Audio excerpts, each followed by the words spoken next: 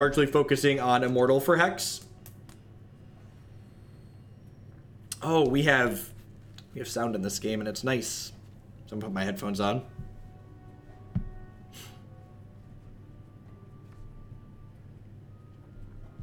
So the deck that we're playing is a mono wild ramp deck.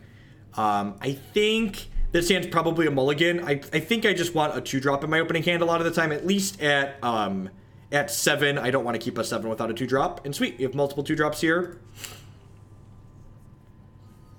So Mightsinger of the Ages is a really sweet card in these mono wild decks because not only is it a 2-drop that we get to play on 2, but every time we play out a wild resource, it potentially draws a card if the top card of our deck is a troop. And then eventually, once we've assembled a bunch of wild resources, it starts to get larger and larger and larger. So in addition to generating card advantage in the early game, she quickly turns into a must-answer threat.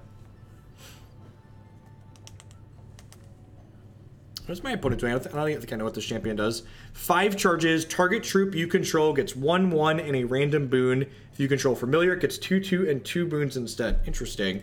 So one of the differences between Hex and Magic is that in Hex, both players have what's called a champion. And you'll see here, the thing I just read there, it gives one of their troops a power-up or a better power-up if they control a familiar type card.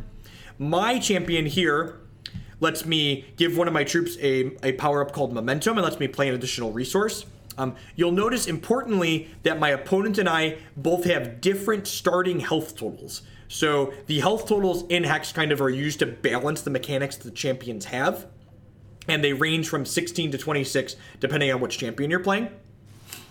One of the things I really like about Hex's champion system is that, similar to Hearthstone, the champion that your opponent is playing is going to give you information about what type of deck they're playing. So this resource that I've played here uses a mechanic called Fate Weave that is a very, very powerful, very introducing mechanic. So this resource lets me choose to seek fortune or seek adventure, and my hand really needs to draw a 4th resource. So when I choose Seek Fortune here, this stacks a resource guaranteed on top of my deck. So I'm guaranteed to draw a 4th resource next turn.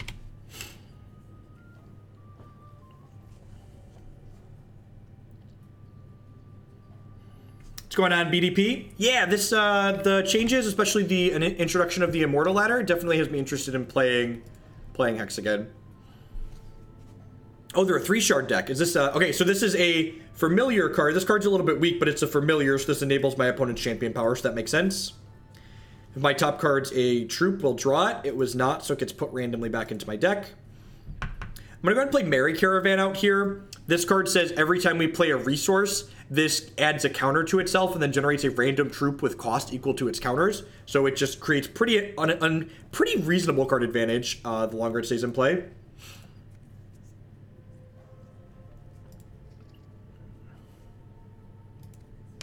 Nice, BDP.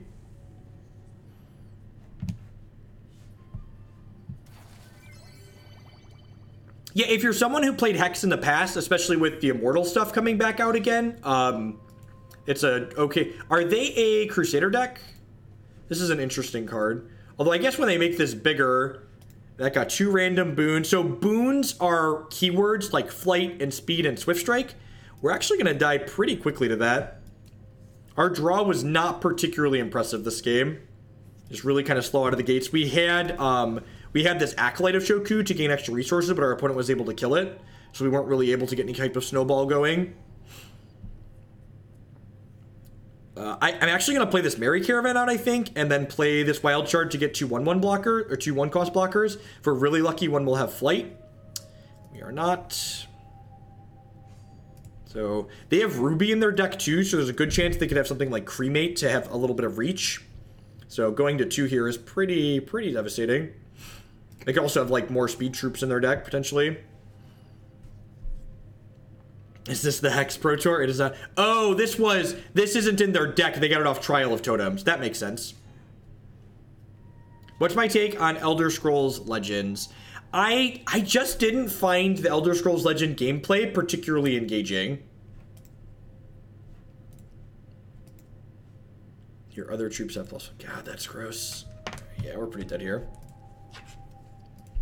I don't know what it was. Elder Scrolls just didn't grab my attention in the same way that that Hearthstone did.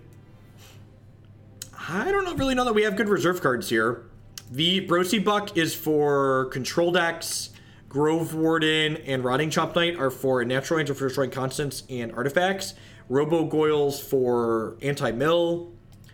Gargalith is another kind of anti-control card. So I think I'm just going to run this back here, and hopefully we have a better ramp start on the play. A Palm of Granite, or a Tilling the Soil, or an Acolyte that lives.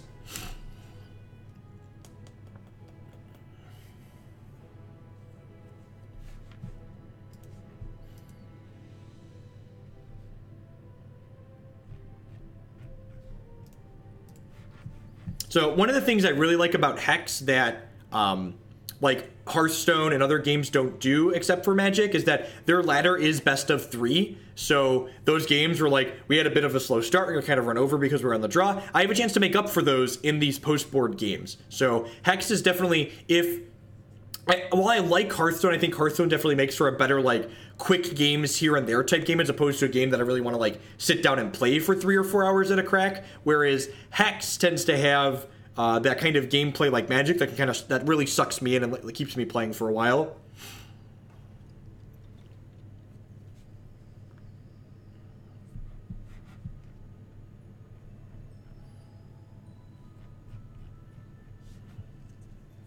I saw that you play decks made by viewers for money. This is a link to how the donation decks work, along with pricing and everything like that. This hand only has 1 resource. We're going to go ahead and take a mulligan here.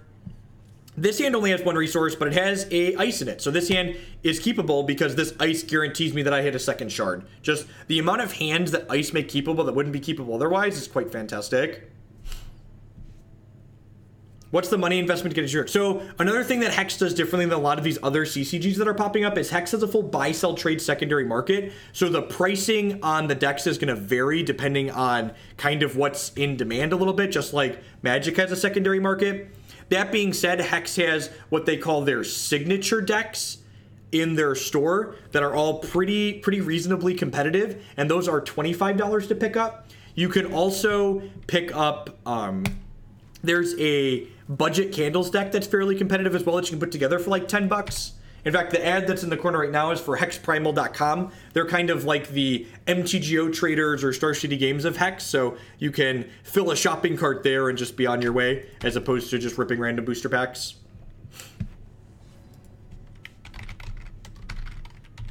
This hasn't been updated since March. Budget Hex. But these decks are all standard legal here still. Maybe I'm supposed to play Till the Soil this turn, just because it guarantees me my 4th resource for my Merry Caravan next turn, but I kind of have a hard time passing up potential value on my Mightsinger. Yeah, maybe I should have just tilled just because they passed with 2 resources up, which meant that they could have a Winter's Grasp here. So they were able to play that and then use the resources, where if I would have played Till the Soil, my opponent wouldn't have been able to use the resources that turn, so it would have just ramped me. This card's pretty good. So this is a part of the digital design space that Hex does really well. I'm going to cast this first, then we'll look at this card some more. So this card has base stats that are a 2/2, and it always has can't be blocked by non-prismatic opposing cards. But what this card also does is it has these 2 colored gems in it here. So this card is customizable. And based on the different colors or shards that your deck is playing, the customizations that you put in this card while deck building and in reserving can vary. So my opponent has put the customizations in here. Whenever you play a resource, this gets +1/+1 permanently. And they've given it the ability Feral here, so it can't be blocked by fewer than 2 troops. So I have Heart of Agony here. I guess I'm just going to play Merry Caravan and get this going. Iron Guthix, if you're watching this in the future, I added 2 copies of Heart of Agony to this deck because it seemed moderately free. Of course, as I say that, I'm getting beat down by an aggro deck and it doesn't look very free.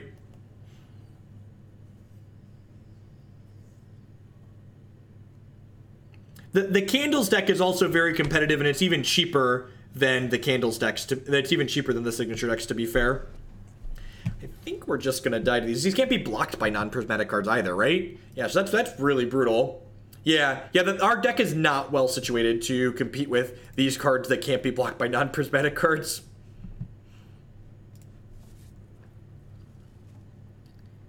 I guess we could get fortunate off like this Wildlife and this Visions, but pretty good chance we're just gonna get beat down by these. Destroy an artifact, or this gets Sky. I guess we'll give it Skyguard.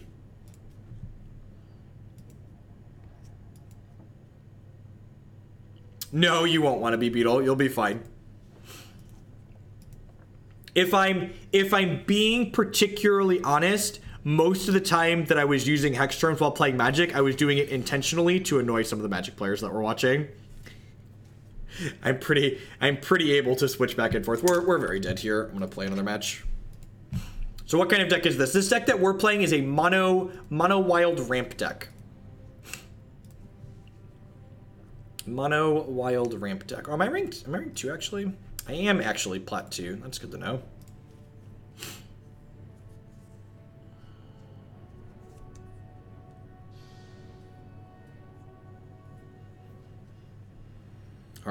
Our one shard deck did not line up well against our opponent's deck that had cards that demanded we have prismatic cards.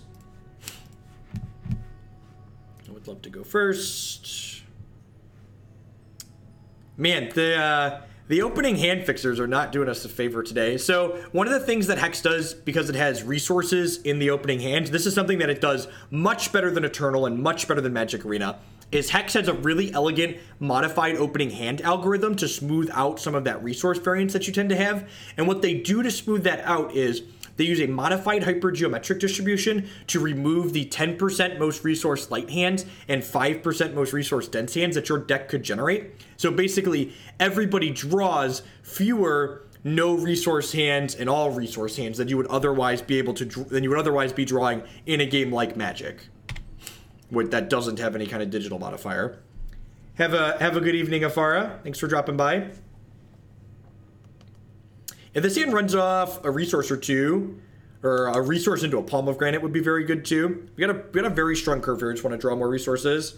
Wild Ice would be great, in fact, because it's a resource that would guarantee us another resource. Opponent's playing a different champion for 6 charges. Each opposing champion discards a card and they draw a card. It's not bad. Has a high starting health total too. Maybe there's some kind of control deck. Ah, yes, the classic ramp deck. I would like to draw my 3rd resource. Instead, I'm going to draw a 7-drop.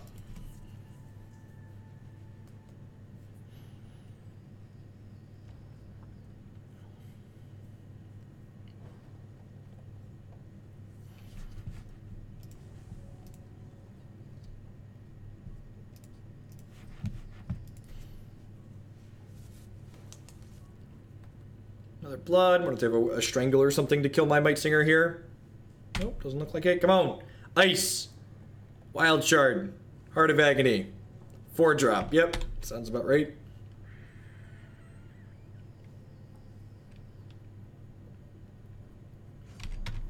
Attack you with my Grizzly Bear.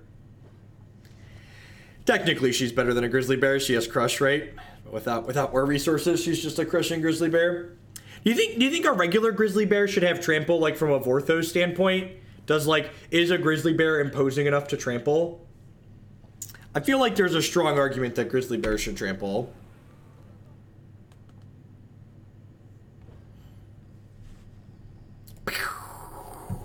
We don't let people say things like that here. You gotta put your words together. You gotta say, this deck looks worse than Momentum because, for example, I would say it's neat getting to generate extra card advantage from Mightsinger of Ages. It's also really nice that this deck gets to go further over the top by playing the 5-cost ramp spell as well, so it's really able to abuse Exalted Pathfinder and Merry Caravan a little bit better than the dual shard Momentum deck can have. But if you just it's very typical TCG player thing to walk in here and look at this game where we've missed our 3rd resource drop 2 games in a row and go, this deck doesn't look very good. Just you need to be more objective than that and think about the things you're saying and why.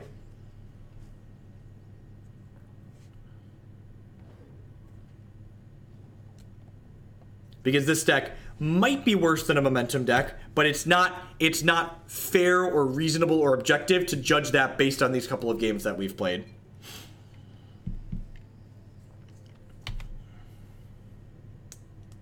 A lot of the momentum decks I've seen have not played that 5-drop ramp spell recently, but maybe I haven't been looking hard enough. Also, those decks do tend to run out of wild shards when they're playing Palm of Granite alongside those, especially in games that go a little bit longer, whereas our deck here that has 18 wild shards in it is not going to have that issue almost ever. I chose to play the Merry Caravan rather than the Exalted Pathfinder here because my opponent's Blood Sapphire deck is pretty unlikely to be able to interact with this.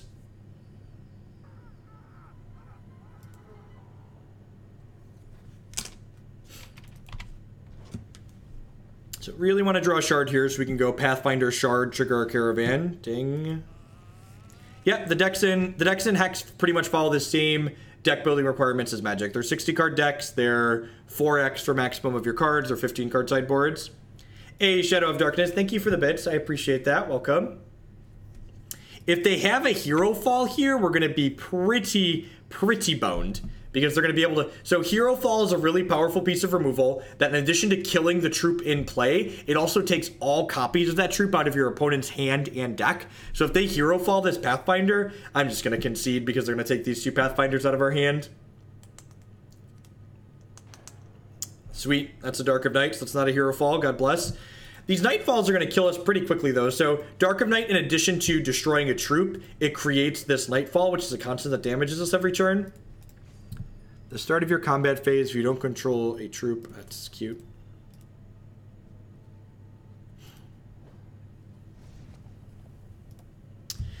So if we hit a resource, we could potentially snowball that along with our champion power. All right, I'm going to scrounge this because we just need a shard pretty badly here.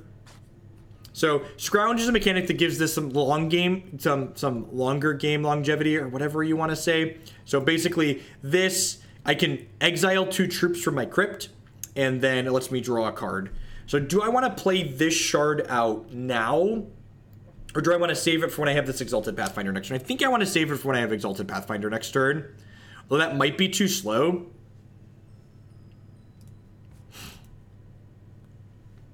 Mortal Gauntlet start on June 4th, right? I thought they said June 4th. Is it the 6th? Did I misread that? I do plan to play a couple of Immortal Gauntlets a week on stream. Once they start up.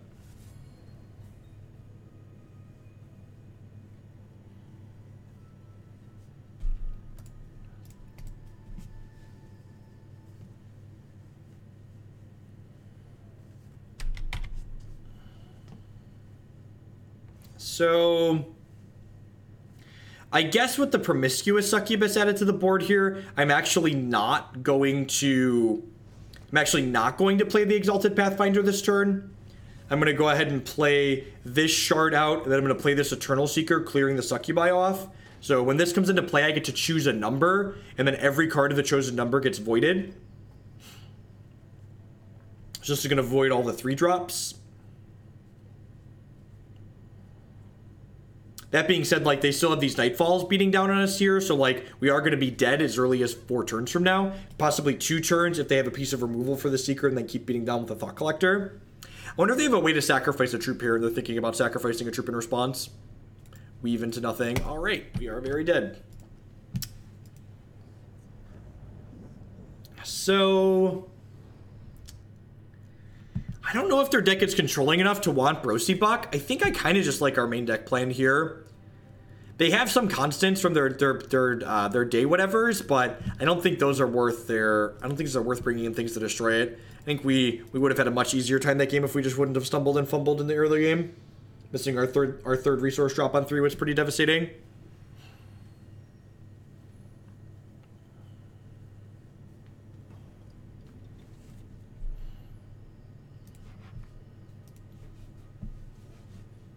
I'm gonna keep this. Turn 3 Pathfinder's pretty good. I won't have resources to miss this game.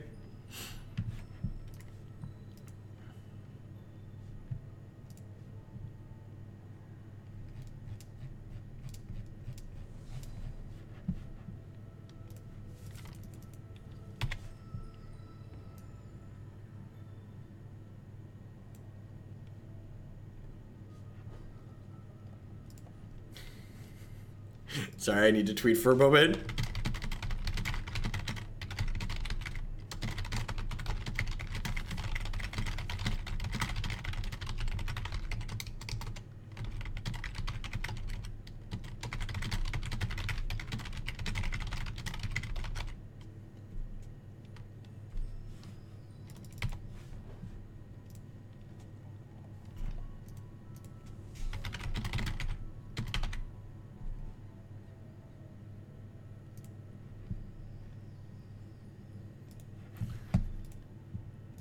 Can we see the tweet? So, because Hex is a real game, I don't have to capture my desktop when I play it. So I'd have to change. I guess I could click to this scene really quick and show you, because Magic Online you can't window capture. What did I do? So they tweeted. Let me pull it up. Saffron Olive tweeted the metagame breakdown from the Pro Tour, and it's a bunch of mono red, and he's like, hey, you can play whatever you want. And I was like, well, it's a good thing we hide all that Magic Online data to prevent this from happening. Or maybe data doesn't make bad formats. You know, one of the two. One of the two.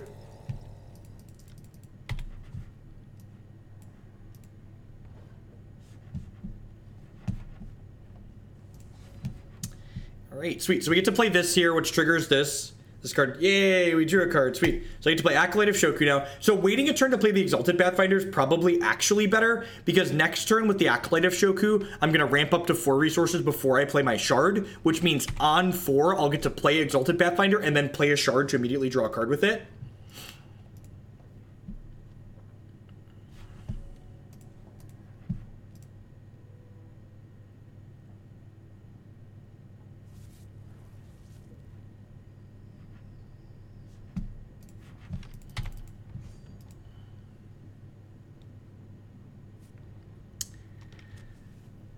They showed us a card last game that gave all troops -2/-2, so I'm not going to block here, because if I block with my Acolyte of Shoku, they'll be able to clear the board with that card.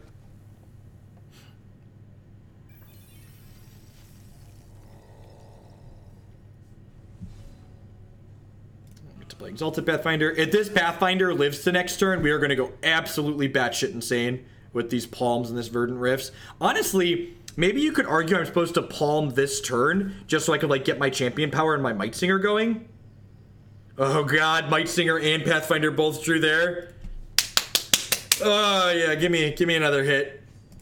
Yes, please. Yes, please. So this card is a double ramp spell. It grabs 2 wild shards out of our deck, and then it creates an uncommon portal, which is a card that changes every turn in our hand to a different uncommon card that we have meet the thresholds to cast. So it guaranteed doubles ramps and gives us a little bit pseudo value after. I'm not going to block if they attack here. I want my Pathfinder and my Acolyte to live, ideally.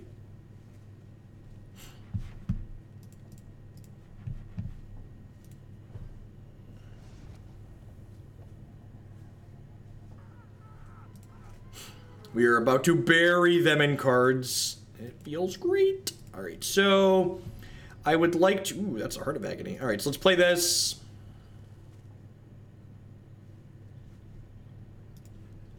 I'm going to go ahead and play this on... So my champion power not only lets me play another resource from my hand, but it gives my Mightsinger the ability Momentum, which is what my Exalted Pathfinder has. So every time I play a resource out, my Mightsinger is going to get larger. So my Mightsinger is going to get quite large this turn, because I'm going to play 2 resources here off of that. And then my Mightsinger is going to trigger, my Pathfinder is going to trigger, and then we get to play Palm of Granite here. They didn't even let me play the Palm of Granite! Come back, opponent, I had more cards to draw! Fucking rude. It's very, very rude, didn't let me. Wait, what? They won the first game, why would they? You know, whatever. Whatever, we'll take it.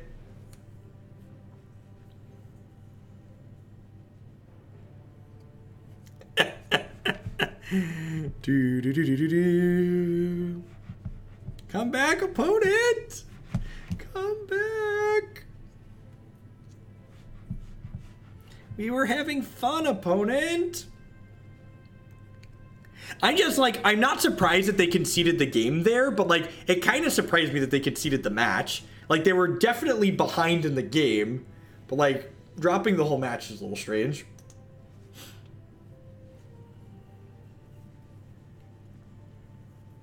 What's going on, Iron? Yeah, this is we're heading into our third match with your wild deck.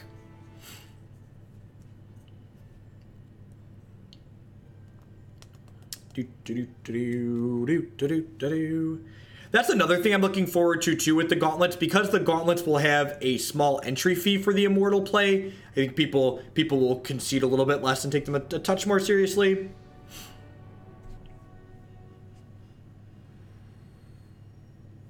No, I'm not going to be doing any scheduled tournaments. For donation decks, for Hex, I am pretty much just going to be focusing on Immortal moving forward. I might do Standard on occasion if they're especially sweet, but I really like the structure of the gauntlets. Like, I don't plan to play a ton of Standard past getting the Cosmic each season. No, I'm just going to wait for the gauntlets next week.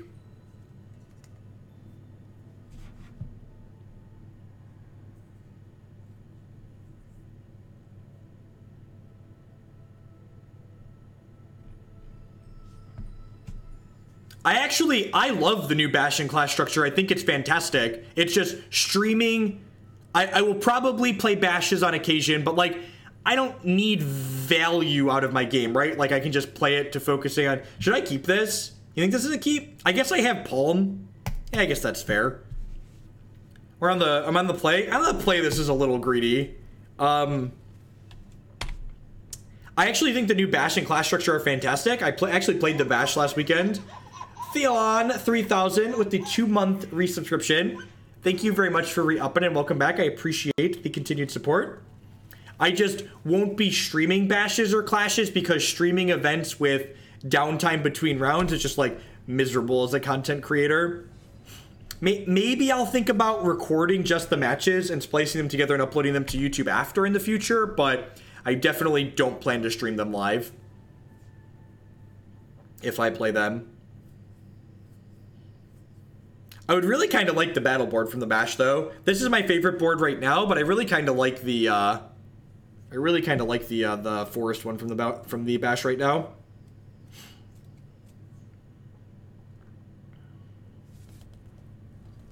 So this is another different champion here. Opponent's playing Takahito. Starts at 18 health. For 3 charges, they sacrifice a troop to draw a card and gain 3. So even though they start at 18, their champion power usually gets used once or twice a game, so you're generally going to have to deal somewhere in the range of 24 to kill them.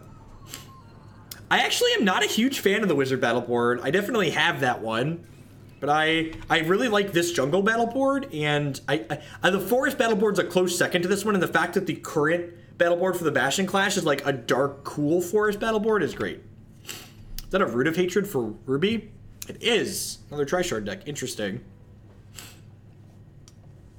So I wonder if I get Merry Caravan or Pathfinder going first here.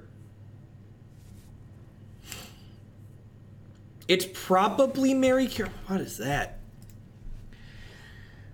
When an opposing champion plays an action, this gets rebirth. That's annoying. I think I just want to draw cards. Is the Caravan better? I guess the Caravan's probably harder for them to interact with, right? And then, like, next turn, I could go Pathfinder into Champ Power. The thing about playing the Pathfinder first is that drawing cards helps me find more resources so I can Champ Power efficiently next turn. What's going on, Nemesis?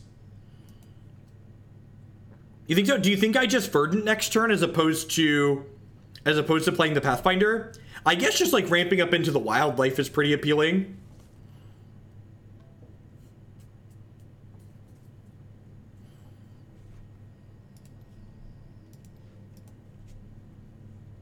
That's fair. And like getting the Merry Caravan going is pretty great as well. I don't know. I just like that Exalted Pathfinder is like self-enabling. So like drawing cards with him sooner rather than later usually feels good. I was going to say I think they're a more controlling deck, but with Shadow Serpent in the mix, they could be something kind of mid-rangey and or aggressive.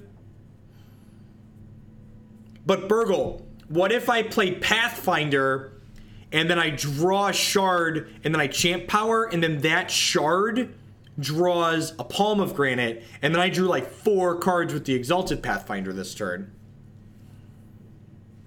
Do you not understand how many cards I could be drawing? I feel like you don't appreciate how many cards I could be drawing.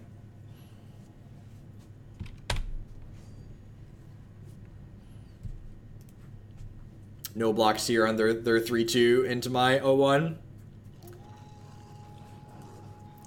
Fatal Fuel Alpha. Other troops you control get lethal and feral this turn. So what does Rabid do? One shot attacks the first time this troop attacks. Okay, that's pretty powerful. So I drew another shard. I'm gonna ignore Burgle's advice. Believe it or not, I'm gonna ignore Burgle's advice. Yeah, 2 shots at drawing a Palm of Granite.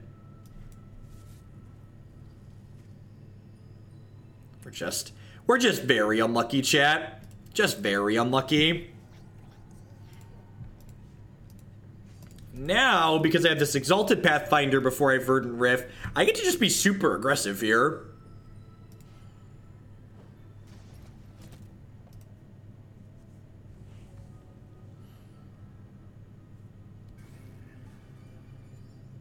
It's a 3-3 with lethal. That's fine.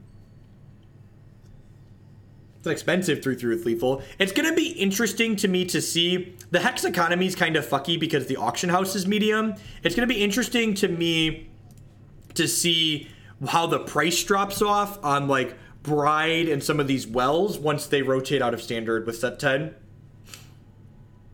Because I really feel like Bride, especially just like based on the power level of the card, should probably be cheaper than it is.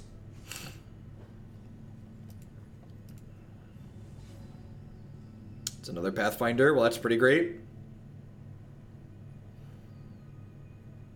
It's definitely part of it.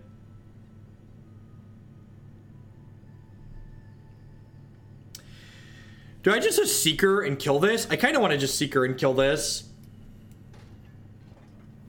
There's like name 3 here. And then I'm going to play this shard, putting another shard on top of my deck. Hey, Shadow of Darkness, thank you for the bits. I appreciate that. Welcome.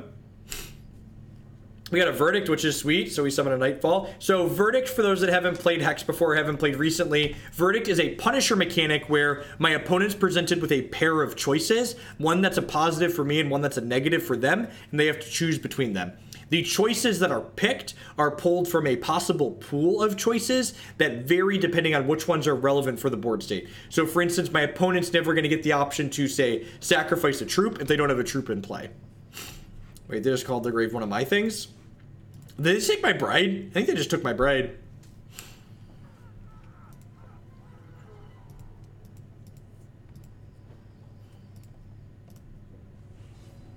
All right. We about to draw all the cards, chat. We about to draw all of the cards.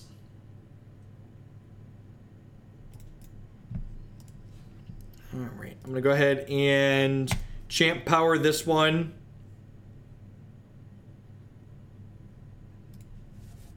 And we can play extra resources this turn and draw some more.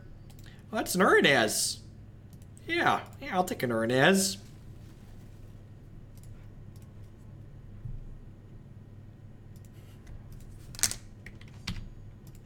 Smush. Have they fixed Hex standard? Hex's standard format has been enjoyable for the last little while. I'm told there's still a mono blood deck that's playable, but it doesn't seem as prevalent as it once was. I also, they recently said that they're going to be adding more support for their Immortal format, which is great, because I generally prefer non-rotating formats. That's so weird, Nemesis. I got a $10 donation there. A new deck for the queue. Thank you, The Lawn. Did you check in with me? Yep, for the Ameria deck. Perfect. I'll get that added after we're done streaming today. So opponent should be pretty dead here, right?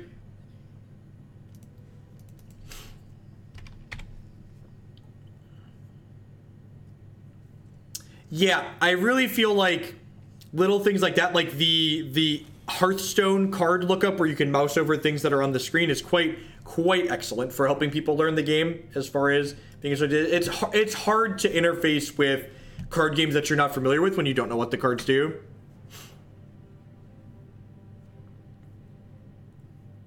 I'm going to be done in probably about an hour or so, Andrew, maybe a little bit more than that. Did Christy not message you? I think we're doing board games tonight. You should message my wife if you want to come over tonight and drink and play games. Yeah, Hearthstone streams are quite elegant. You can literally mouse over cards on the desktop and have them pop up.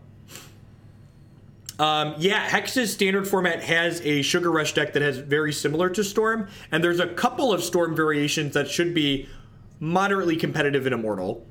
So Hex's Immortal format's like existed for a little bit, but it hasn't had a lot of good support, so it hasn't really been explored. So it's going to be interesting to see what decks kind of develop in our competitive once people are able to play it on demand for prizes. Pocket Army. This card gets out of control pretty quickly. So it's similar to Pack Rat in some ways, but it's different because it doesn't require you to discard a card, and it's the resources at cost scale. So they can activate this once to create a new Pocket Army into their hand, which is bigger for every Pocket Army they control. So this will make a 2/2, and then the 2/2 will make a 3/3, etc., etc.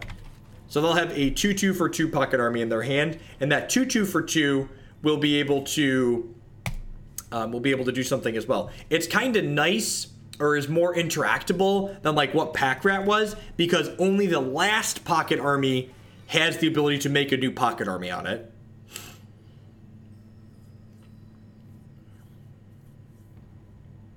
Do you mean Empress deck?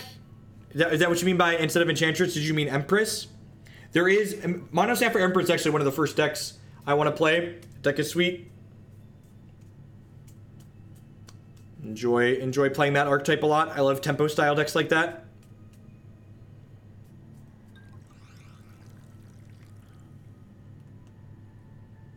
So they just played a shard there called Blightbark Reserves, which gives them a spell in their hand that gives one of their troops a Deathcry trigger.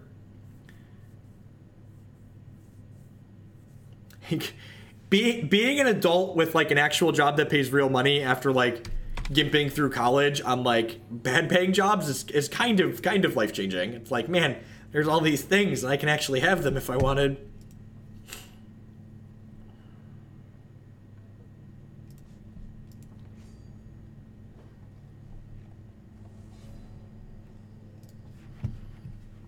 All right, so I think I'm going to play Mightsinger here. I want to wait to play the Exalted Pathfinder until I could potentially have a shard to play afterwards. So I'm going to play this and trigger... Oh, this is how people afford Legacy. Get to till the soil there. So next turn, it says Acolyte lives. I could actually Verdant Rift already, which is nice.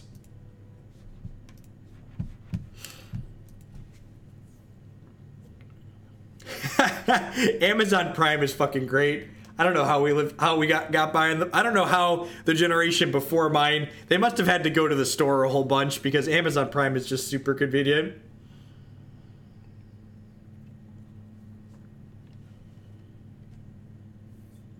What's going on, Soren's Gaze? Yeah, the games, the best way to learn Hex is, and like any card game, is just to like dive in and play. If you have any specific questions, I'm happy to answer them. I try and talk about what things do. Like this is actually a card I haven't seen before. It must be out of set 9. So this has Rebirth, which means it comes back into play the first time it dies, and when it dies, it gives something -1/-1 permanently. Okay. They just made another Pocket Army there. Bought in by eating small rocks for a month. God, that fucking description. I mean, all Twitch streams are kind of sponsored by Amazon in a way. Because, like, you know, Amazon does Amazon Prime, and Amazon, half my subs are Amazon Prime subs. So in a small way, we're sponsored by Amazon. I'm gonna play this Acolyte out here. I think I'm actually gonna hold this shard here because I would like to play it while I have a Pathfinder or a Merry Caravan out. And Amazon does own Twitch. Yep, they don't need to advertise here. They own the place. I don't specifically have a boss on this job, but if I did, it would definitely be Amazon. Oh shit, the shard's a portal. Oh no! So portals, I talked about this earlier too. Portals change every turn. So this isn't going to be a resource next turn. Mistakes were made, chat. Mistakes were made. This is going to be a different uncommon next turn that likely won't be a shard. That likely won't be a shard.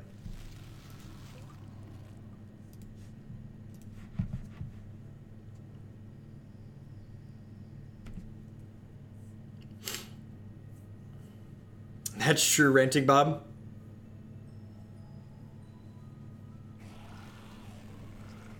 I would really like it to be a shard still, so I can play it with my Pathfinder.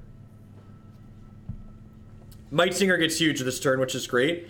Yeah, that's a Verdant Rift. And we're getting punished here, right? Because if I would have played the shard last turn, I would have been able to play Pathfinder and then play the Rift this turn. I think I'm actually going to play this and just ramp with it this turn.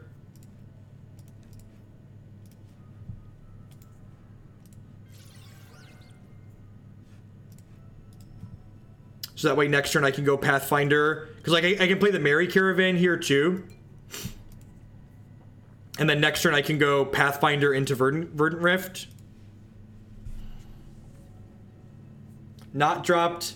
I dropped 10 ranks while playing Quest Warrior. I have since regained 3 playing Paladin. That's great. Yeah, the Paladin deck is really powerful. This is Hex's standard format. Yep.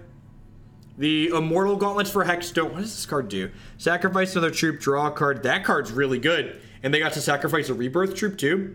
Oh, they sacrificed the zombie, not this. Hex's Immortal format Gauntlets don't start till Monday, so we'll probably play those on Monday or Tuesday. Plus, I'm not quite Cosmic yet. You usually want to get to at least Plat 1 every season, because Plat 1 gives you booster packs. That's tasty. So let's play this Verdant Rift, which plays 2 shards out, which triggers Mightsingers and Exalted Pathfinders to draw some cards, which trigger these. I actually kind of wanted to draw another resource there, huh? I kind of wanted to draw another resource. I guess I just attack with my 12-12, right? This is my 12-12. Hodoken. Oh, I should have momentumed this probably, right? And then it would have gotten me to 15-15. I guess we'll momentum it next turn.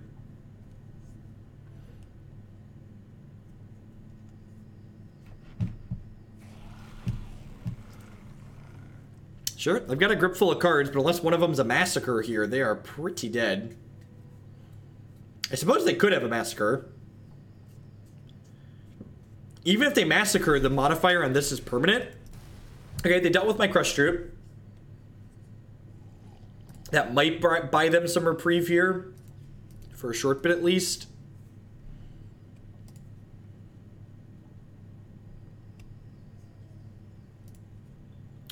They can have Waltz, that's true. That's definitely a card that's illegal. Wow. Hey chat. How do you feel about my friend Eternal Seeker?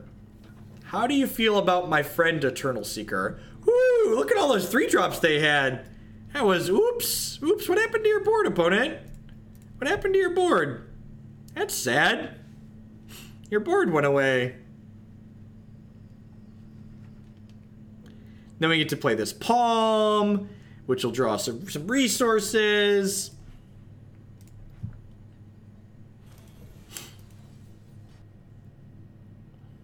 Alright, I think that puts me into Plat 1 speaking of, so we get some packs. Yeah, 3 Doombringer packs, God bless. And 3 Doombringer packs, that's almost an entire entry to an Immortal Gauntlet once we sell those.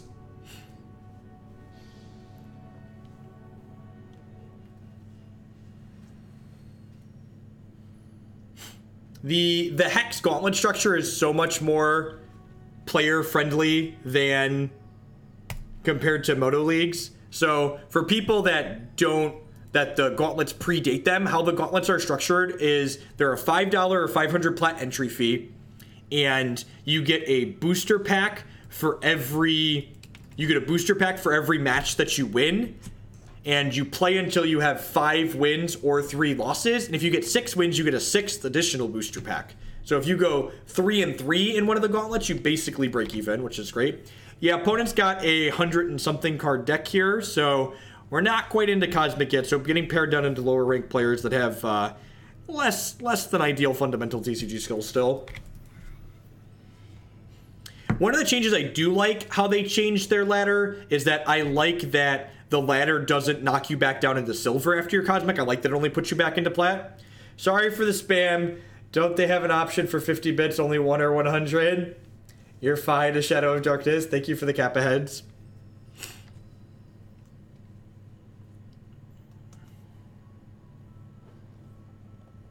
Oh yeah, you can manually specify too, right? You can write like cheer and then a number.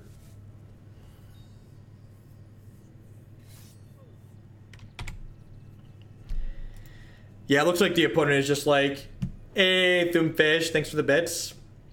The opponent's just playing like cards they own.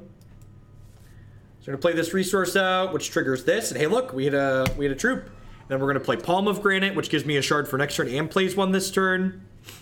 And then next turn we'll get to go Pathfinder into another shard here. And if we hit a shard on our draw step, or we hit a shard with the Pathfinder, we can then champ power and play another resource and just snowball very quickly. Which is exciting.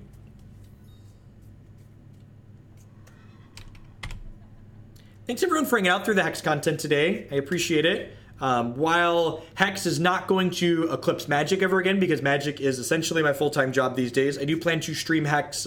Probably my goal, I think my goal is going to be like two Immortal gauntlets a week moving forward once Immortal rolls out. And similar to what I do for Magic, I do plan to take donation deck lists for Immortal in Hex. So if you're interested, you have a sweet Immortal deck that you'd like to see me play on stream for a $10 donation for subs, I will play that through an entire gauntlet. Give some feedback on the deck at the end. But even if we don't have donation decks for Hex, I plan to play my own ideas through gauntlets if I don't have them. Does that assume the numbers are good? No, I just like playing Hex. So the only reason I'm streaming Hex during the day right now is because the Magic Pro Tour is going on and I didn't want to stream Magic against the Magic Pro Tour because that makes the Magic numbers bad. But I plan to do Hex like in the evenings or maybe on the weekend during the day. So Hex does not have standard gauntlets because they added what are called Cosmic coins. So if you're playing on the just regular standard ladder inside of Cosmic, you're going to get coins for the games that you're winning inside of Cosmic. So you don't have to pay any money to play Hex standard for prizes. You can already do that on demand.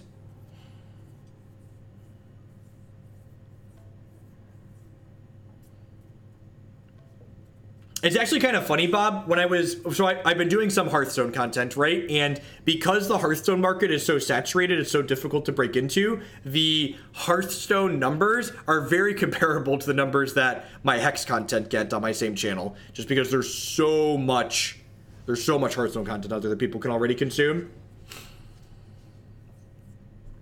So they're going to be pretty dead to my Crush troops, like, as soon as next turn, right? I think I'm just going to Merry Caravan and get a random dork to chump block with. So long as they don't, like, randomly... Oh, that's a Skyguard? That's so good. That's really good.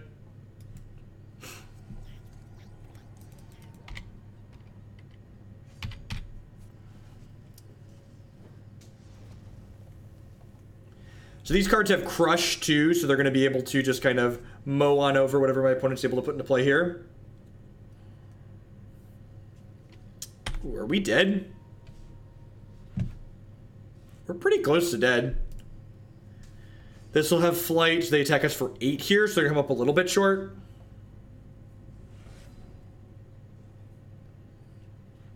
So this is 24 attack. And they're at 3, and they have less than 21 defense. So let's just smash. God bless Crush. This card's very powerful. Not only does it generate card advantage, but it just beats down very quickly. This is probably going to be the centerpiece of an Immortal deck or two. I'm pretty sure there's a mono wild deck in Immortal as well. Maybe they don't realize that these have Crush.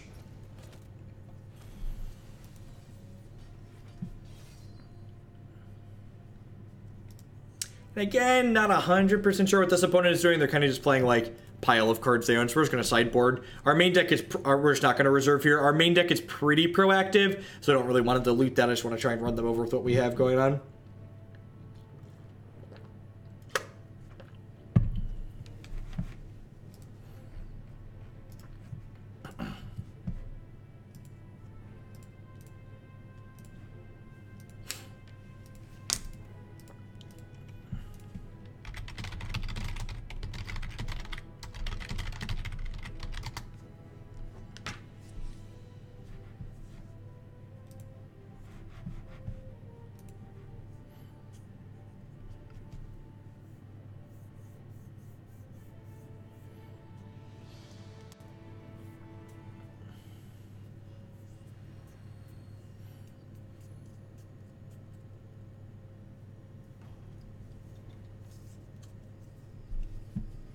So I hit Plat 1 with 1 or 2 stars, so we should need 2 or 3 more match wins to break into Cosmic.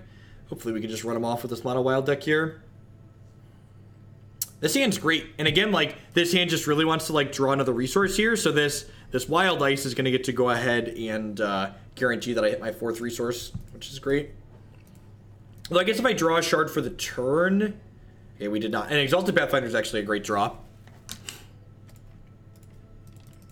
How much does this specific deck cost? I do not know offhand. There is a dual shard deck that's similar to this deck. It uses Exalted Pathfinder and some of the other momentum cards in it that you can pick up out of the store for $25. It's one of their signature decks. You can just pick that up with 0 edits and jump right into the ladder. So Heart of Agony is a resource that doesn't give us a wild threshold, and it causes us to lose 3 health, but it gains us 3 charges as opposed to just the 1 charge we normally get. So that means we're going to use our champion power ahead of curve here. So I think I want to play this. My work is deal with influencers, and one of the things we learned basically, if you aren't in the top 12 streams, you basically don't exist for saturated games. Getting in requires someone big to repeatedly host you. Yes, yes it does, Ranting Bob. That lines up with my experience trying to stream something like Hearthstone. So my Hearthstone streams are just like my Hex streams, are largely doing it because I enjoy playing the game and not because I think I can turn it into a sustainable source of income like I have for Magic. And I mean, like, I can't really complain about how the Twitch system ends up working because, you know, by and large, that ability to be in the top and get more viewers has helped me grow in Magic.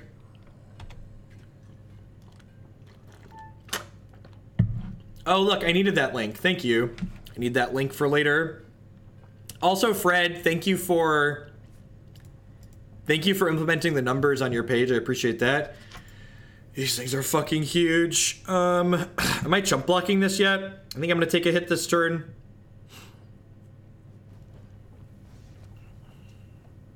You really want to draw a shard. All right, so hopefully this draws a resource. So that way we can play another shard here and draw more cards and make this bigger. That's unfortunate. Ugh. I think we're dead. Yeah, we're pretty dead. Their hand was pretty aggressive on the play. I think if I would have hit another resource that turn in order to make the Exalted Pathfinder get large enough to block their troops, I would have been okay, but without hitting the resource there, we're just going to be too far behind and not be able to stabilize. What's super interesting is that you can easily make a solid living with 1K subs on YouTube and grow to a more niche game, but you need...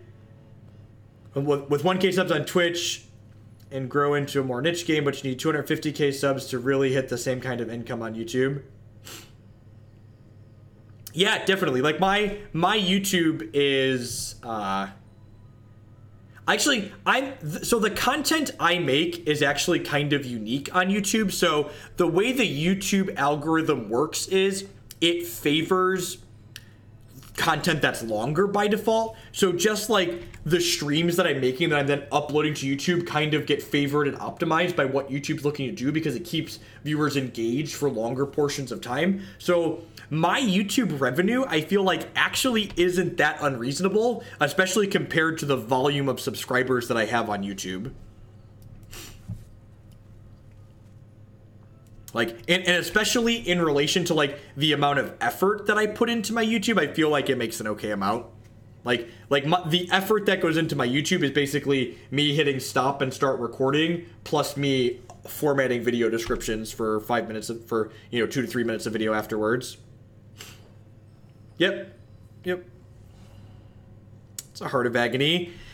So Heart of Agony, maybe this card is less free than I was anticipating it to be. We played that last game too, and the fact that we had that Heart of Agony could have meant that we weren't able to race efficiently there. And the extra charges ended up not being relevant. Alright, well this has to attack. It dies at end of turn anyways. I think just wildlifing there for 2 blockers is fine. I guess this is going to have Swift Strike though. I was kind of hoping to get 2 Grizzly Bears at least.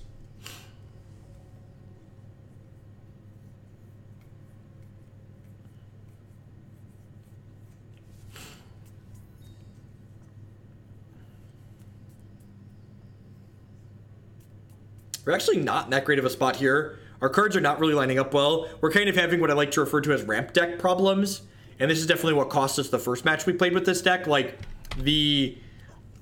when you don't get that right mix of, like, early ramp cards and payoffs into these late game cards, like, at least Wildlife was a card I was able to play for 4-on-4 there. But, like, Eternal Seeker is a card that's just, like, not going to do anything for me for a little while. Thankfully, they don't have that much pressure, but again, the Heart of Agony might actually have cost me here. I'm going to play this Mightsinger and then play this Shard, so we could maybe draw a troop off of it. Nope. And when you don't draw a troop with that there and you want to draw a resource, you feel kind of bad, because you're like, well, I just put a card that was likely a Shard in somewhere else into my deck. I'm going to sit down for the last leg of the stream here. Enjoy the ride. Yeah, the low delay is fantastic. This one usually works. I like this one. It's a fire emote. All of the troops in their deck are going to have flight and swift strike. All right.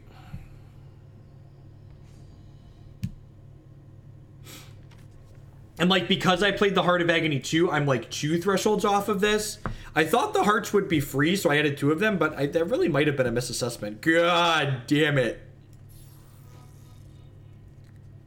Alright. Alright. I get it. We're gonna cut the Hearts of Agony after this match. It was my fault. It was my fault. I thought it was free, chat. I misevaluated. Mistakes were made.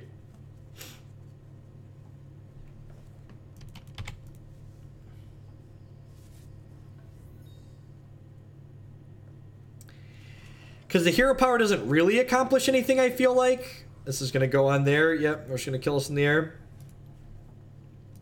I guess if I hit a shard, I can clear the ones because I've got these to block on the ground.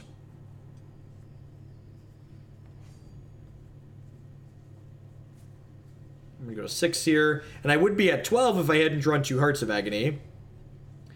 And then we drew the Wild Ice for the extra fucking dagger here.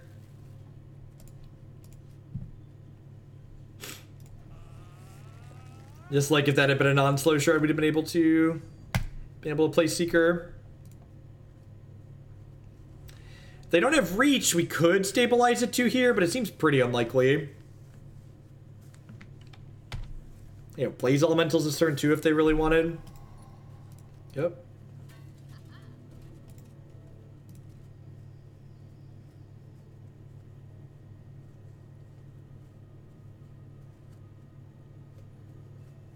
Balthazar is interesting. What's Balthazar's starting health total look like compared to this one?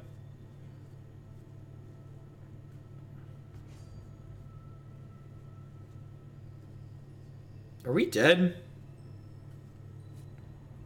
Oh, they're only attacking with those. That's good for us.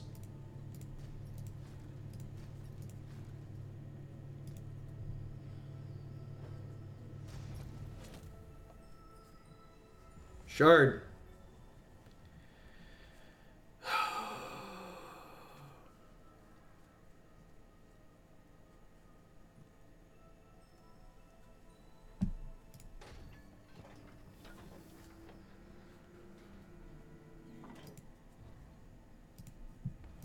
And again, like, if I would have not had those Hearts of Agony, this would be like a 12-12 right now, and I'd be fine.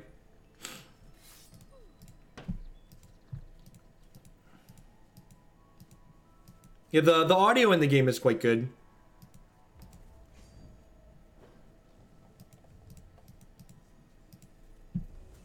Alright. I believe in miracles. Oh, I should have momentum something here, right? 10 out of 10 should have momentum this. There was no reason not to momentum that.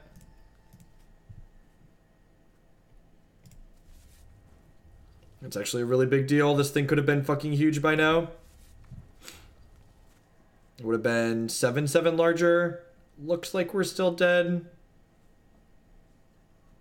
I guess I can Palaberry pouch something and hope to hit a flight troop. I guess I could have also Merry Caravan and hope to hit a flight or a Skyguard troop there. Transform target troop. Yeah, I should have played the Merry Caravan there, but ultimately my deck building decision is what cost me that game. I should cut these Hearts of Agony. They were pretty bad. I think the small upside that they potentially offer is not worth the very potential large downside. I'm gonna swap the battle board on this too. Seems like a forest battle board deck. Today, I continue my commitment to the Hugo clan. Glad nauseum. Thanks for the 2-month free subscription. I appreciate that. Welcome back. Hope you're having a good Friday. Happy weekend. So Palaberry, this is actually an important point. I had one flying blocker. So Palaberry pouch doesn't revert the troop that you target it with. Mr. Edog, thank you very much for the Twitch Prime support. I appreciate that. Welcome. Glad you're enjoying the hex stuff. Palaberry pouch doesn't revert the troop, and their troops were made flying by Destin to lead. So if I Palaberry pouch one of their flyers, it would have kept the flying in Swift Strike. It would have kept the flying in Swift Strike. So I should have played the Merry Caravan to try and hit flight and Skyguard troops. That should have happened there. Does Palaberry pouch turn into a non-troop? I don't think it does.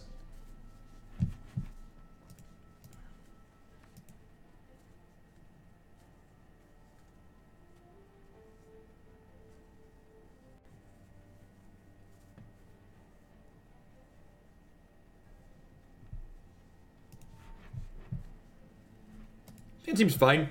It doesn't have... I guess Pippit Pal's kind of early ramp.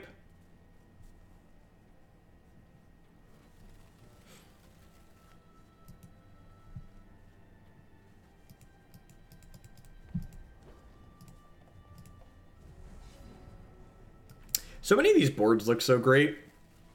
I really like that they're... I'm kind of surprised that Hearthstone hasn't monetized the boards like Hex did, as opposed to just like doing them randomly based on each set like they do. It's really just like a nice feel to be able to set this with your deck and like have some control over what you're playing on.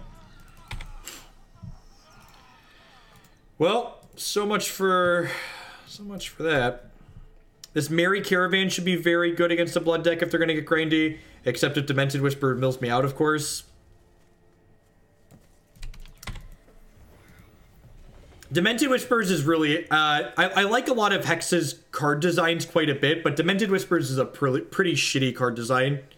It's bad for a lot of the same reasons that cards like Inquisition and Thoughtseize are bad in Modern. And, like, it doesn't come with the drawback that those cards have, which is that they're supposed to be bad top decks in the late game, just because it mills you out.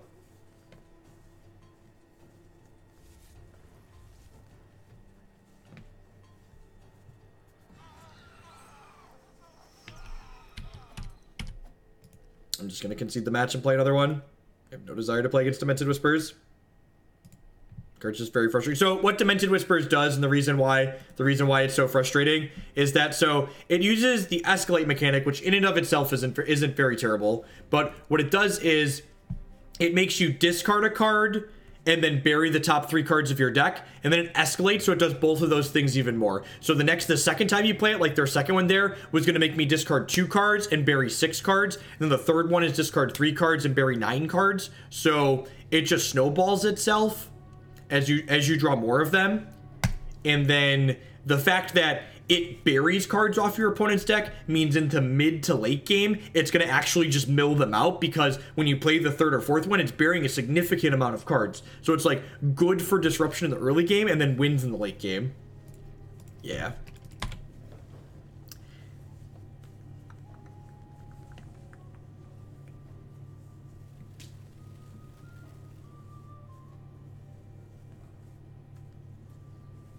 I have begun referring to it exclusively as design mistake. Yeah, and that deck, the previous standard format before this one, there was a mono blood deck that was very popular that played that card and like drew into it more, but it's not as prevalent as it was previously by any stretch of the imagination. That's the first time I played against it on the ladder in like, I don't know, a dozen or 2 dozen matches since I've started playing again. So there's a lot of things to be going. I don't even know if it's even tier 1. I just don't enjoy playing against it. And, you know, I play games that have fun mottos, so I just don't play the games where it's involved. I think I'm actually going to be a little bit greedy and stick the Pathfinder here, because if I get to ready with this next turn, I get to go like Shard Verdant Rift. We're just going to bury them deep in the ground.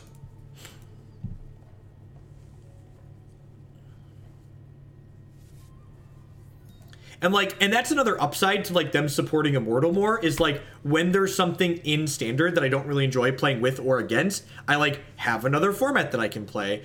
Oh, they do play Flamelick these days. Maybe the fact that they have Flamelick means I should have waited on the Exalted Pathfinder.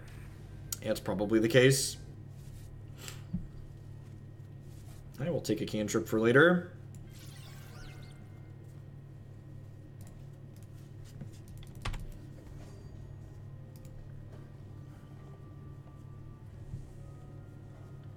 I don't know if that's strictly true. Like, I could have played the Pippit Pal. I agree, if I had no other plays that turn, I definitely should have jammed the Pathfinder, but, like, the fact that, like, I had other plays, I think meant that maybe it was worth waiting. Especially because, like, I don't really have another payoff in my hand, so, like, exposing my only payoff to removal when I could have just, like, played this derpy ramp card in the interim is, like, probably reasonable. So my opponent's deck is based around these Candlekin, which use the Illuminate mechanic. And what the Illuminate mechanic does is every time my opponent gets to Illuminate, they get to make a choice. Either they make a new candle, or they give all their existing candles a bonus in attack and defense. So they've made 3 candles, and now they've started illuminating them up. I think I'm actually going to Champ Power here to make this a little bit bigger. Hopefully we draw a Shard this turn off this draw, so that way we can play another one. Tilt. Although Eternal Seeker is pretty good. So Eternal Seeker says, hey, pick a number. We're going to void every card with that number. And all my opponent's candles cost 1. So even though they're getting bigger, their casting cost is still 1. So this Eternal Seeker is going to get to come down and clean their board out, which is nice. Yeah, I think I'm chump blocking here, right? Am I chumping with the Pathfinder is the question. Do I want to go to 6 or not? I think I want to go to 6 and keep my Pathfinder here.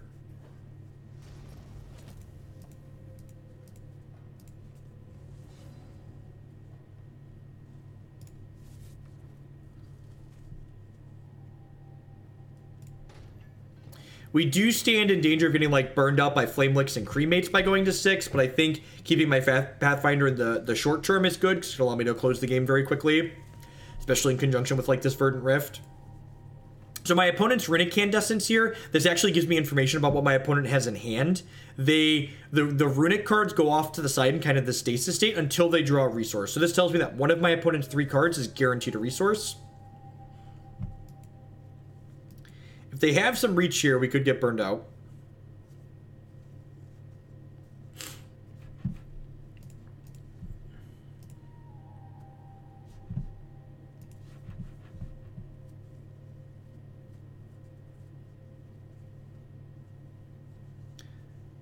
Wouldn't the Seeker be for 2 be better? No, I want to kill their candles. So Seeker doesn't get rid of cards that cost X or less. It gets rid of cards that cost exactly X. Those are some big candle men and women. I'm kind of excited that they chose to make those larger, because with my Verdant Rift, I can kind of get some blockers down here. Pretty appealing. Yeah, it is a big difference.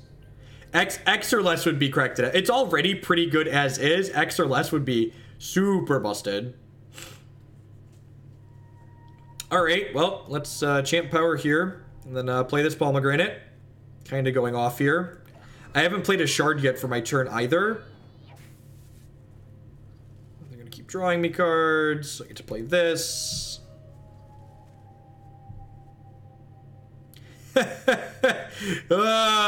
Yeah, just take the cards and ship them right into my veins, will you? Oh, baby. Oh, baby. All right, well, if we don't get burned out, they should be very dead next turn to these Verdant Rifts. Like, again, someone earlier was asking about, like, this deck versus Diamond Wild Momentum. Like, this deck would be, like, we'd be out of Wild Shards by now for these Verdant Rifts, like, very likely if we were just playing typical Diamond Wild Momentum. Whereas, like, now, next turn, we're going to get to slam these Verdant Rifts and keep ripping all these wild resources. Oh, no. Oh, no. Don't burn me out, opponent. Have mercy. All right, well, we could die next turn. This has momentum 4, and I'm going to play probably 5 or 6 resources next turn, so this should be lethal on its own next turn. Good chance this should be lethal on its own. Come at me. So, this attack makes sense for the most part. I'm actually not going to trade here, because what they're trying to do is they want to force the trade on my Mightsinger, but, like, they can't. If they wouldn't have spent all the resources, I think I would have traded. But yeah, I think they might have won if they went wide with Choir. I think they misidentified what they were supposed to be doing. Of course, going wide with Choir, I guess they're both pretty bad against both results are pretty bad against whatever. So we're going to Verdant Rift here, which actually lets me hit my champ power again. So now before I play this next Verdant, I'm going to get to go ahead and play this champ power my Mightsinger. Although I think just this Verdant on the Eternal Seeker is lethal. Yeah, momentum snowballs hard and fast. It's a very good aggressive mechanic, especially, and like what you're seeing here is snowballing extra fast because this deck is stacked full of cards that let you play additional resources every turn. So it's snowballing here, but it's really only snowballing because of how synergistic the deck is, right? Like, because of cards like Verdant Rift and Palm of Granite, things that let me get extra resources out, I'm able to leverage that mechanic and snowball it even harder. And for those of you that are new to Hex and just seeing momentum for the first time, momentum wears off at the start of my turn. So if there's ever a turn where I stop playing resources, I lose all of the buffs that I've built up. I don't think I'm actually going to reserve here. I feel like there should probably be another Eternal Seeker in the reserves, just for like the Candles matchup and matchup where you really want that sweeper style effect. Another Seeker in the board probably would be okay.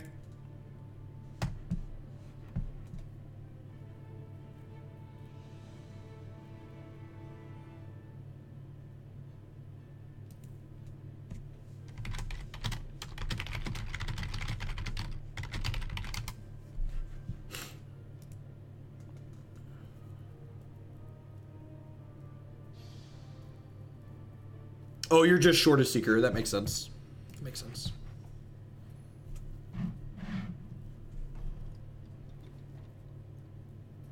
If you look, Iron, I cleaned up your reserves a little bit. I added, I think it's probably too slow on the draw rate.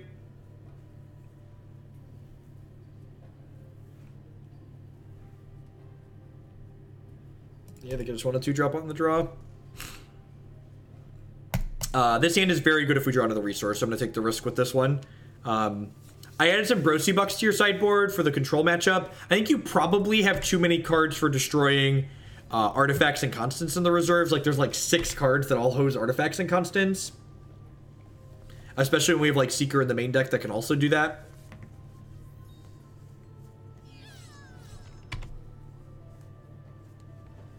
Yeah, that makes sense. I think Eternal Seeker is a little bit better than Wildlife on average.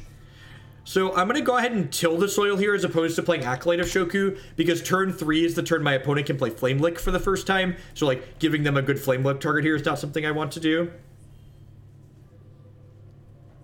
That's fair. I did cut. You had a ton of anti-mill cards in your board. I think four Robogoyle should be plenty.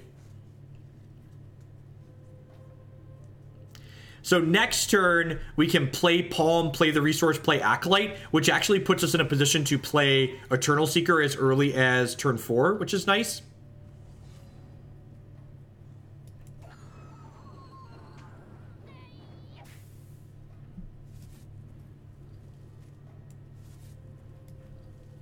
So if we draw if this lives and we draw a non-slow shard, we can play Seeker next turn, which is great. That being said, if my opponent has like a Choir of Lumos here, they're going to be able to make their candles big enough to probably beat us down.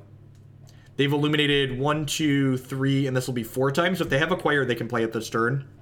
For those that are new to Hex, Choir is a card that has a cost-reducing mechanic, so it starts off costing 7, and then every time they do this Illuminate mechanic, the Choir gets cheaper, and Choir triple illuminates here, so their candles are turning into 5/5s. Alright, we're dead. And again, like, this deck's pretty slow in the draw against these aggressive decks. We don't have really good tools for interacting in the early game.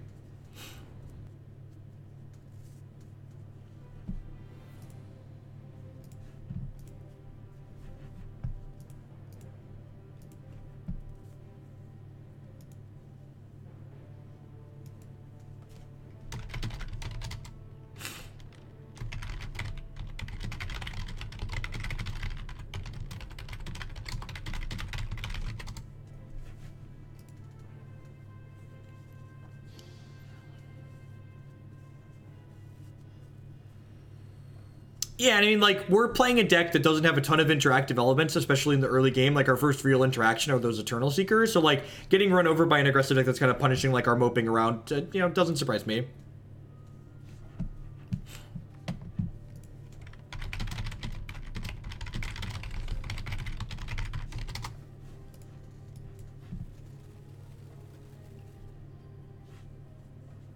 What's going on, Zero Clay? I actually have a couple of payoffs here, so I'm just going to guarantee that we hit our resources here. So Mightsinger on 2 and then Palm on 3. Gonna ramp up into this wildlife here.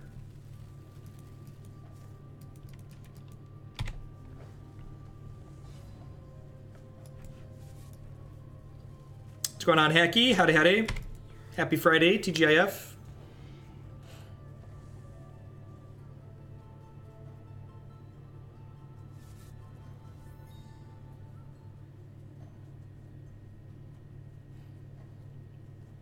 They could have some kind of removal here. Burning Ire. That's brutal. So this is 3 damage to a Blood or Wild troop and that troop's controller. So Mightsinger down.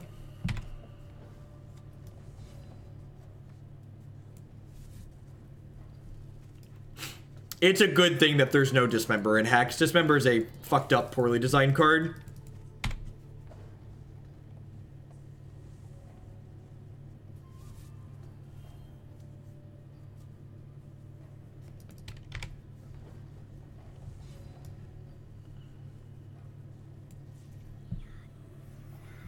It does mean they have a pretty slow start here. I'm kind of expecting my opponent to have the Waxed on here, which is a quick speed Illuminate 2. Juju Gazby, thank you for the 24-month resubscription. Welcome to the Bloodshot Sub Club. 2 years. Thank you. I appreciate the support.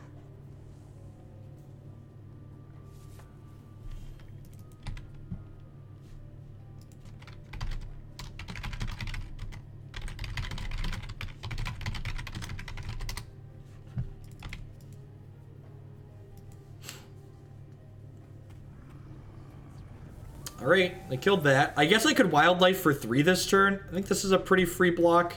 Most of their damage does 3 anyways. They could have Cremate, I suppose. That's an Eternal Seeker. Alright, I've got 1 troop in my bin, so I can't quite do this yet.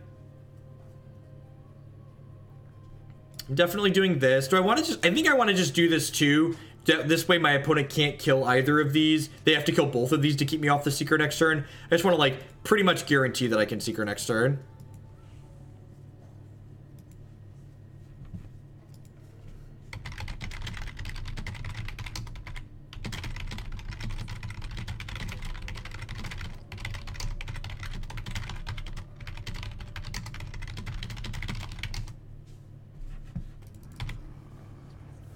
Alright, there's one of them dead. If they can kill the other one here...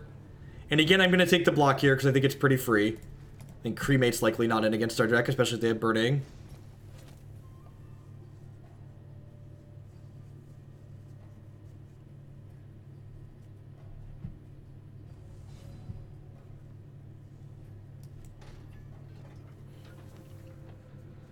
Let's blow the candles out real quick here.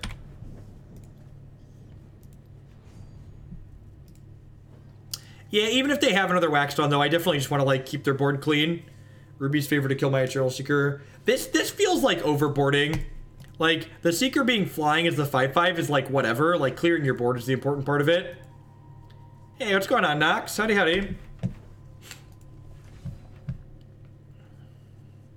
Yeah, they're definitely the aggro deck in this matchup. So, like, I think bringing in a way to kill Seekers, probably they should just be trying to kill me before I get there. I guess the Ruby's favor is reach, because right, this is a modal card, so it can make me deal 3 damage to me, which seems great. So Wildlife creates X cost troops, so my Wildlife there created 4 cost troops. Wow, they just brought in a bunch of removal. I didn't Verdant this turn because I want to kill them. I think it's worth just getting the 4/4s out. You think it's worth waiting to get the 5s? Like, if I wait on this Verdant, I can also champ power before I play these 2 resources and kill them pretty quickly.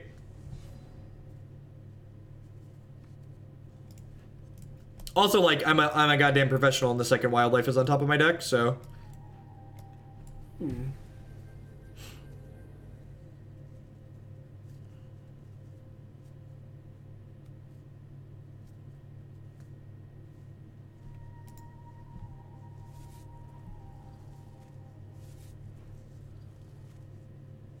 Troops you control have Gladiator too. Well, that's the nut. So Gladiator gives my troops plus attack on my turn and plus defense on my opponent's turn. Yeah, got him.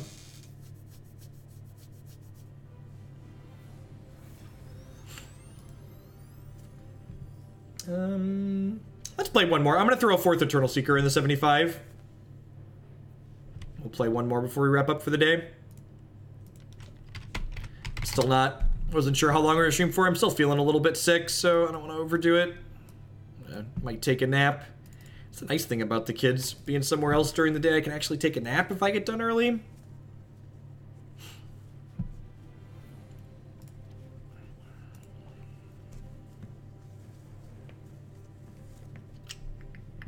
I think they definitely overboard. I could see the Ruby's favor, but like the Blaze of Glory, I think was definitely too much. Like they need to be more aggressive than that. My deck is certainly favored as the game goes long, so they need to try and kill me before we get to that long game. Thanks everyone for hanging out. We're going to be having Hex content again with some regularity. Most of the Hex content is going to be in the evenings or on the weekends by and large, because streaming Magic is my day job now, so that's what my 9 to 5 is during the week. So, but I do still plan, once the Immortal Gauntlets roll out on the 4th, I plan to stream, I think a minimum of 2 of those a week is a pretty reasonable goal. That's like 3 to 4 hours of Hex stuff. And then if you're interested in me playing a sweet deck that you have in an Immortal Gauntlet, I'm going to be doing donation decks for Hex just like I do for Magic. So for $10, if you're a sub, I'll play your deck through an Immortal Gauntlet and give some feedback on it. If you're interested in that, definitely drop me a line. Hearthstone is going to be like Hex. It's going to be sparing back and forth here and there. I did Hearthstone during my normal daytime hours for 2 weeks, and it's just impossible to break into an established game like Hearthstone. The viewer numbers for Hearthstone are much worse than my Magic numbers. In fact, my viewer numbers for Hearthstone are very comparable to my Hex numbers. So Hearthstone just has to be a for fun game like Hex. I can't justify taking time out of my Magic schedule to do Hearthstone because it just doesn't have the returns that doing Magic content does.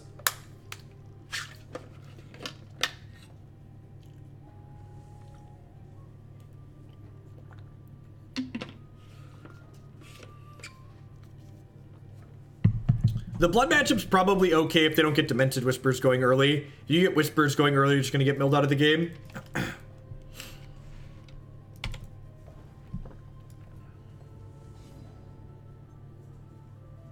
More resources is great. Oh, right. We Fate Wolf last turn, so we knew that was coming.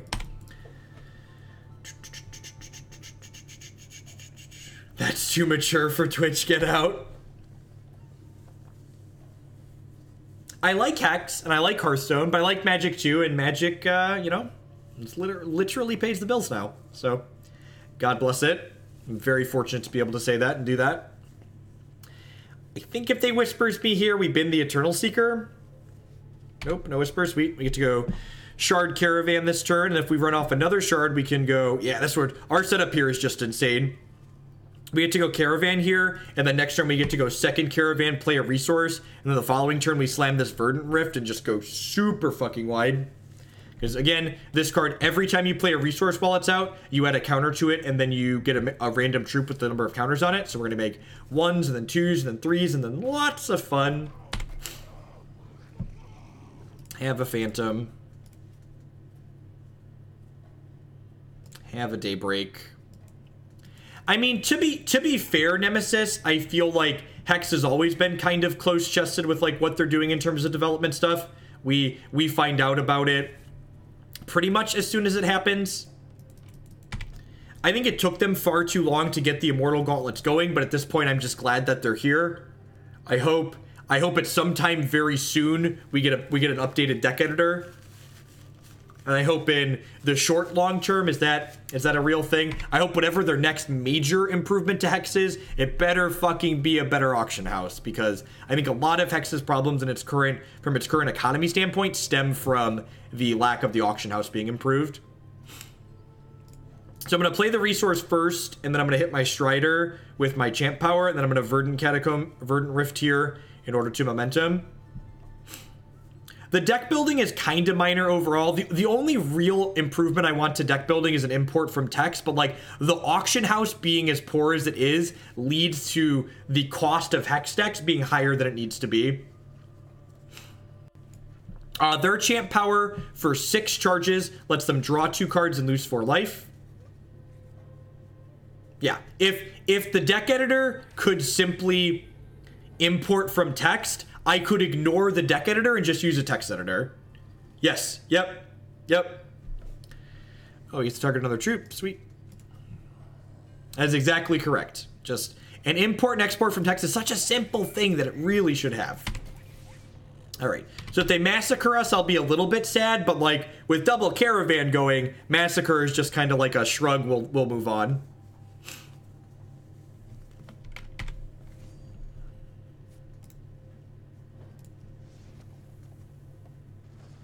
You got me?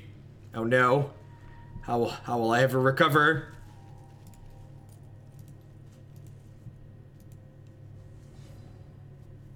Shard! Oh.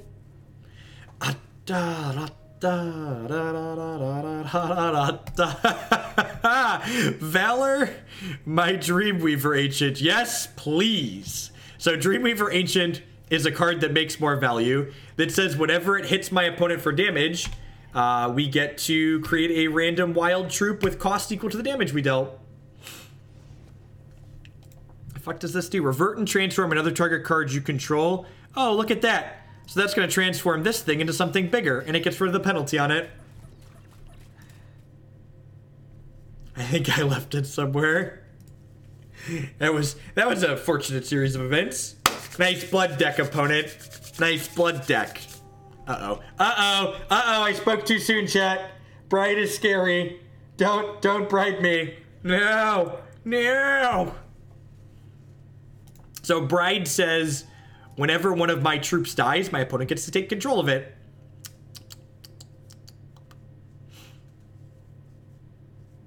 All right, so Seeker is going to clean that off nicely, which is good for us. We kind of want to draw Verdant... It's funny that, like, Shards are what we want to draw here, right? So, like, Verdant Catacombs and Palm of Granite are, like, the absolute nuts because they play multiple resources.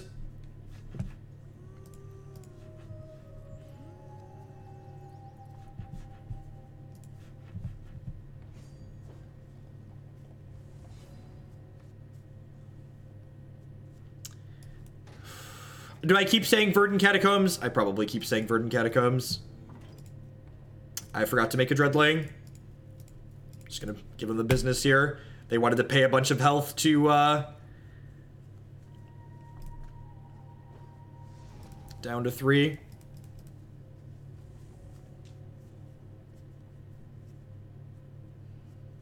Yeah, X equal 5 is okay. X equals 6 is the best one because you can hit the monk to get your wildlife back. But if we don't hit anything else to do next turn, we'll definitely just play this for 5.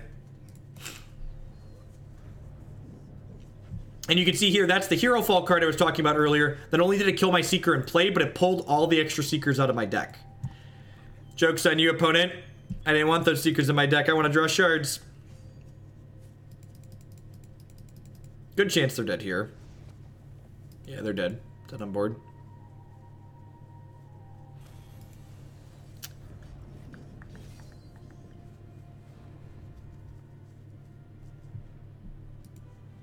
So Gargalith is great here. Brosi-Buk's pretty good too, right? This wildlife is good as well.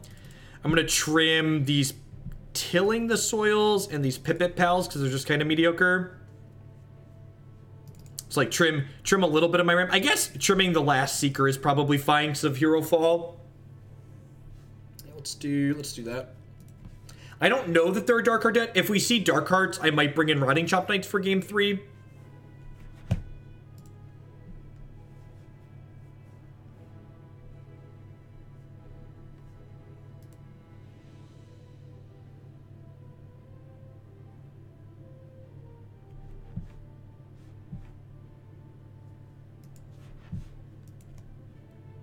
Think I should cut Acolyte? Yeah, that makes sense. That makes sense, because the Acolyte's going to get caught up in massacres. I don't know if I submitted in time. I don't think I did. Yeah, that makes sense, Iron. Because they can Strangle and Hero Fall my Acolytes when I'm tight on mana.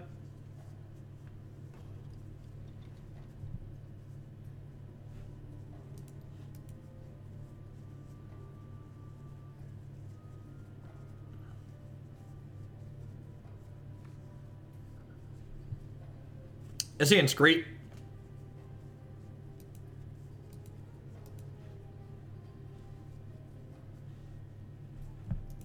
This hand's very good. I assume this is going to eat a fat one, but if she doesn't, she's going to draw some cards with these Palm of Granites.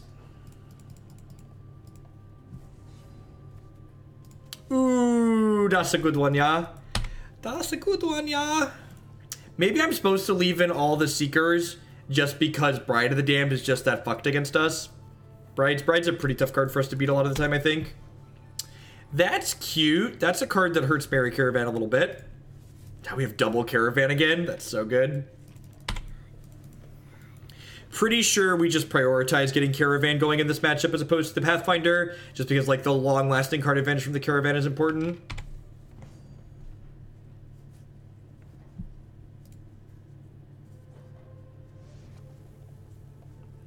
Yeah, I think so, Burgle. This kind of start is the kind of start they need, right? Like they need to be able to kind of get under me in a way.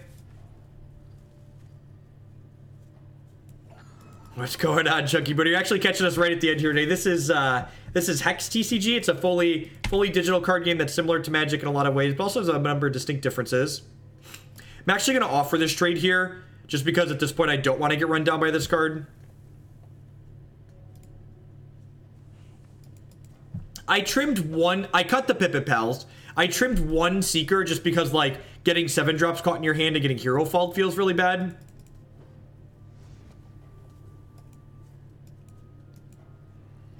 Another Blight Knight. Alright, maybe these Caravans aren't the way to go. My things are going to have to... I'm going to have... This...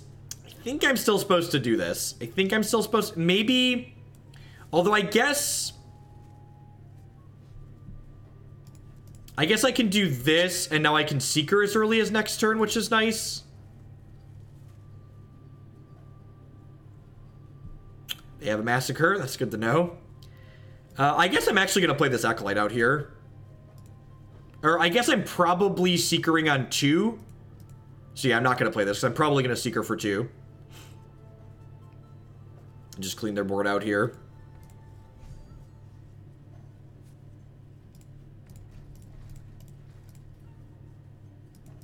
These blocks, they kind of telegraph that I'm gonna set up a Seeker, but like at the same time, I'm far enough behind that like it's not super obvious necessarily.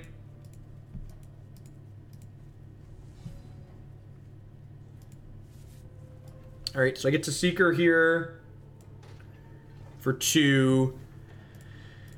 And then next turn I can go Merry Caravan into Palm, which is nice.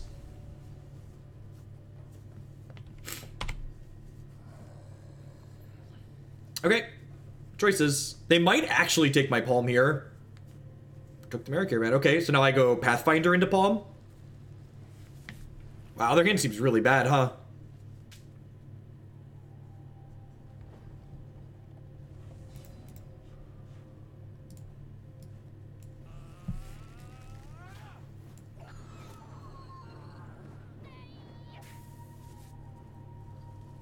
The artwork in this game is quite excellent, I agree.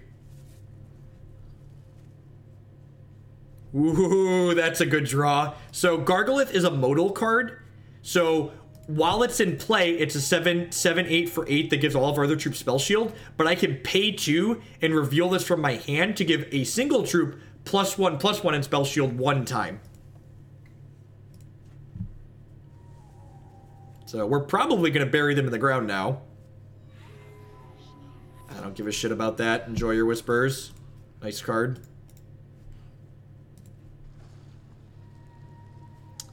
Okay, that's going to clean my board out. It's actually kind of nice that they didn't kill my Eternal Seeker with Hero Falls. That means it's still going to be in my hand, potentially.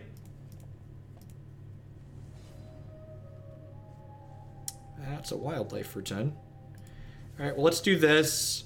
So, do I Wildlife for 5 here, or do I just get the Gargalith down? I think I'm just supposed to get the Gargalith down, right? Yeah, because I can Champ Power this, and then Wild Ice this turn, and then the Fate Weave mechanic lets me guarantee I have another resource on top of my deck, so that means next turn I can play Wildlife for 6, which is the ideal amount.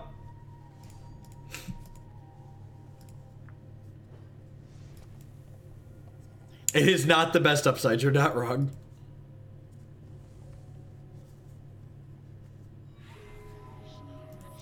Okay, they took my last 2 cards out of my hand. It's a little unfortunate. And they have a bride. Well, that could have gone better. Oh, that's a Brosi-Buk. Huh. Huh.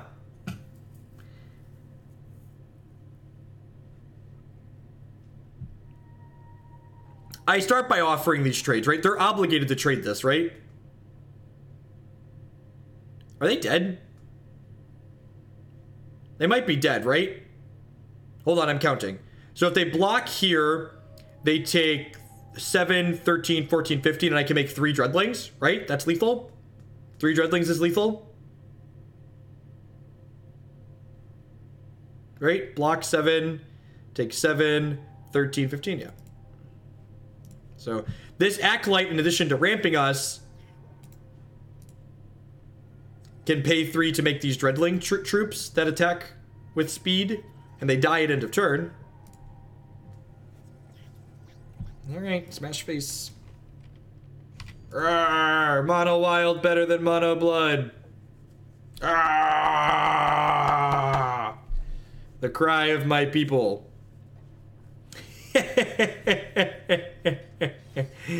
Got him. All right, that's gonna wrap it up for me for today, folks. I really appreciate it. I will be back. I'll be back Sunday afternoon / evening. Yeah, Cage gives random boons. Thanks for the bits, Iron Goothics. I'll be back Sunday afternoon / evening after the Pro Tour top 8 wraps up with some Magic, and I will probably be back with some Hex on Monday or Tuesday night next week. I need to fit in some Hearthstone as well. So, and we'll be back with some Immortal next week. Apprentice sent in a donation for our first Immortal deck. We're going to be playing the Happy Clouds Immortal deck. So I'll catch all y'all around later. Thanks for watching. Thanks for the subs and the resubs. And everybody have a good weekend.